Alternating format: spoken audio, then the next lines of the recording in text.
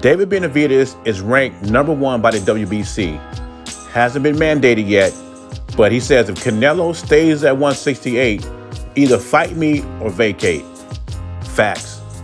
If Canelo stays at 168 and they mandate him to fight Benavidaz and he doesn't fight Benavidaz, he will be stripped.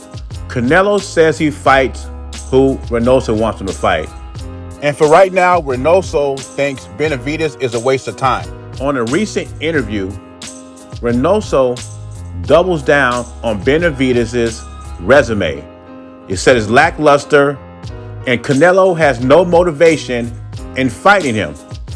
Once again, I like Benavidaz. I like to see Canelo fight him. But like I said before, I think Benavidaz is the best opponent for Canelo at 168. That's from an eye test. But Benavidaz's resume does not show that.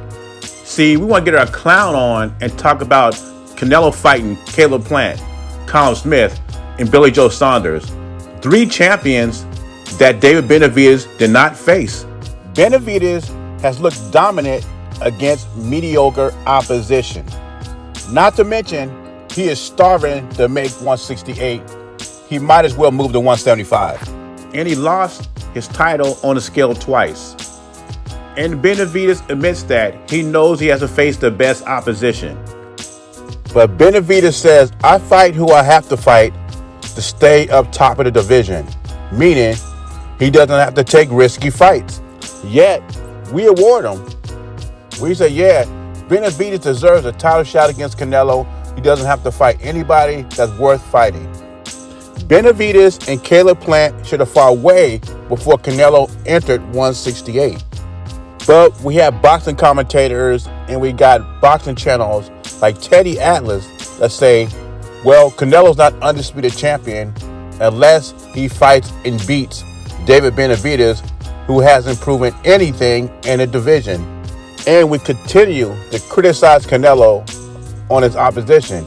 He hasn't fought black athletic fighters. He hasn't fought this guy. Better be able to destroy him. Meanwhile, Benavidaz's best opponent has been Anthony Dirrell. Anthony Dirrell. Now let's talk about Avni Yildirim.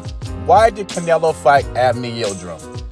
Avni Yildirim was a mandatory, and at first he was David Benavidaz's mandatory. Before the mandatory, David Benavidaz took on a voluntary defense against Romar Ngula. And that's when David Benavidaz was stripped of his title because he couldn't make weight.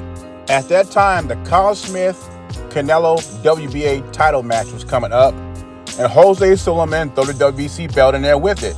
So the winner of that fight become a unified champion. The catch to that, they would have a mandatory, a WBC mandatory, which was Avni Yildirim, which was originally David Benavidaz's opponent, or was supposed to be, until he got stripped. And that's why Avni Yildirim was Canelo's mandatory.